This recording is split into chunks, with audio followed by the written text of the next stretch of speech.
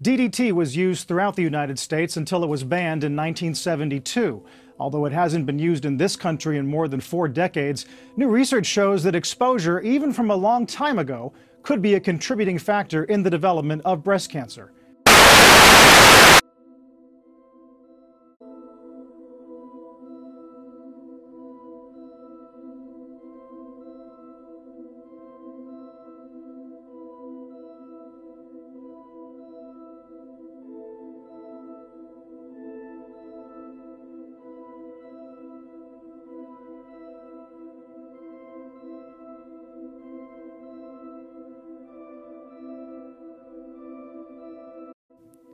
Rachel Carson, a voice for the environment, a voice for the people, a voice for our world. A woman without a PhD or any institutional presence took a stand against the horrors of the chemical industry and its effects on nature and humankind. Pesticides and chemicals were beginning to become abundant in use after World War II.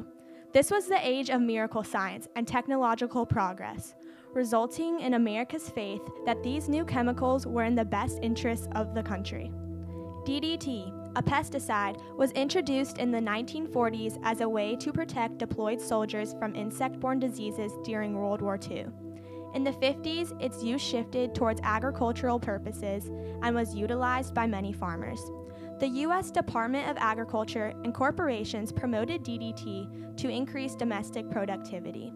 It was used from large-scale aerial sprays to insecticidal wallpaper. So DDT was initially designed to paralyze insects. And so what it does, or what it's designed to do, is it basically opens a channel in the insect cells, causes that channel to be open longer, and causes the insect to become paralyzed and die.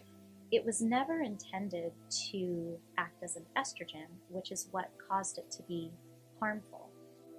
Pesticides were not tested before being released to the public, and their effects on the environment were unforeseen and unknown. Americans wanted quick, cheap fixes to problems, and did not think about future impacts. In shorthand, I could see where, of course, this is better. And that's, I think, why farmers started using it in the first place, is because there was this magical thing that you could apply and it would get rid of your problems without the research to back up what's going to happen when you do. DDT quickly infiltrated the ecosystem. DDT is extremely persistent, as it cannot be broken down easily and is insoluble by water. DDT is fat-soluble, accumulating in the fatty tissues of organisms. This process leads to biomagnification of the pesticide, which is when animals higher up on the food chain accumulate large concentrations of DDT from consuming smaller animals that contain the DDT. Evidence of this can be seen in severe declines of bald eagle populations. As they ate large quantities of fish that contained DDT, they accumulated the chemical into their systems. Their eggshells became weakened due to this pesticide, and reproductive failures of the embryos occurred. Carson was a biologist at the U.S. Bureau of Fisheries and later the U.S. Fish and Wildlife Service. She wrote multiple books on ecology and human effects on the environment before publishing her most famous and influential book, Silent Spring, which educated people about the effects of DDT and other pesticides. Carson's biggest inspiration to write the book occurred when her friend wrote her a letter about how she saw a plane flying over her house, spraying DDT on the neighboring land. The next day, she witnessed that nearly all of the organisms in the estuary nearby had died or had had their nervous systems destroyed. Carson decided she needed to take a stand. Silent Spring exposed the chemical industry's careless use of DDT and other pesticides. However, she faced a lot of backlash from fellow scientists because they believed that DDT was beneficial to society and not harmful as she so claimed. Her book was also ridiculed and refuted by many chemical and agricultural organizations. She was threatened with a libel suit from a chemical corporation, and the National Agricultural Chemical Association embarked on a long campaign of misinformation to discredit Silent Spring. Even a former Secretary of Agriculture stated that Rachel Carson was probably a communist, but still, she stood by her book. when someone speaks out against what's accepted like that, and calls to attention an issue that needs to be addressed, and people start reading it, it's kind of like a snowball. It's the start just rolling a snowball down the hill. People pick it up, and then people become aware, and then that's where you have this break off of the organic movement, and then people decide that I don't want to kill all the insects around. I want to promote a healthy ecosystem. And so when you can get the public on board in that way, then it definitely affects public policy. She began to get national recognition and was interviewed on CBS Reports, increasing her supporters and spreading her research. The government was growing increasingly receptive to her ideas. President Kennedy, a loyal advocate for silent spraying, established a presidential committee to investigate pesticides. Carson testified to the Senate on several occasions to ban DDT as well as similar pesticides in her book.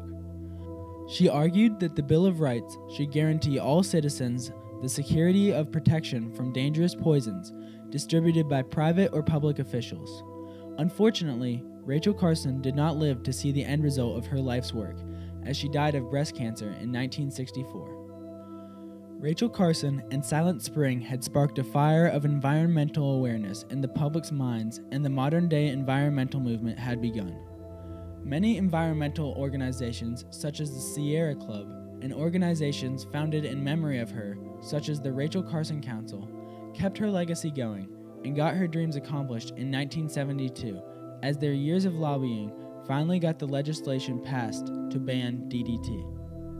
Sadly, the effects of DDT can still be seen today. Numerous studies have shown that DDT is still present in organisms all along the food chain, as it is passed on through generations. Big problem with DDT is that it's highly persistent, and so we've been doing some studies with blue crabs off the coast of North and South Carolina. Just out of curiosity, we sampled some adult female blue crabs that were gravid and dissected out the eggs and then sent those off to a chemist to see what was in them. And every single sample came back with either DDT or one of its breakdown products in it. And so DDT has been banned for over 30 years, and it's still showing up in the fat tissues of aquatic organisms. DDT also has tragic effects on humans.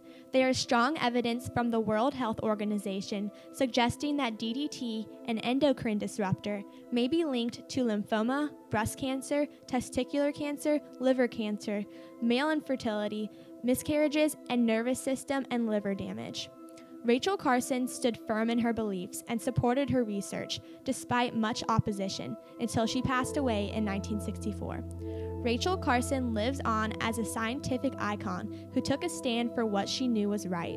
Her accomplishments will never be forgotten. Rachel Carson's impact is still far-reaching even today because people followed in her footsteps to make change. How will you contribute? The biggest thing is the consumer has the final say. So if you choose to purchase something organically, you're voting with your dollar. You're voting to say, I support this instead of that, and that ultimately makes a